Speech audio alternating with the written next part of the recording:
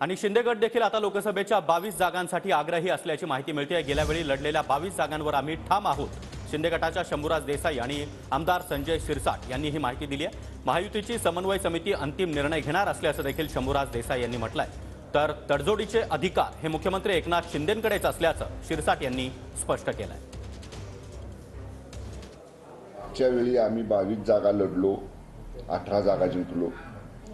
आम्ही आजही त्या 22 जागांवरती ठाम आहोत। ज्या जागा 2019ला शिवसेना पक्षानं धनुष्यबाण चिन्हावर लढल्या होत्या, त्या जागा याही निवडणुकीमध्ये शिवसेनेला मिळाव्यात धनुष्यबाण चिन्हावर लढण्यासाठी, याच्यासाठी आम्ही आग्रही आहोत। हा आमचा आग्रह आम्ही आमच्या पक्षाच्या मुख्य नेत्यांच्या समोर आम्ही सांगू आणि यानंतर जेव्हा ह्या महायुतीची सगळी समन्वय समिती एकत्र बसेल त्यावेळी ह्याच्यावरती अंतिम निर्णय होईल। एकनाथ शिंदे, देवेंद्र फडणवीस आणि अजितदादा हे 2-3 दिवसामध्ये या जागा वाटपाचं सूत्र ठरवतील आणि ते सर्व माहीत पडणार आहे।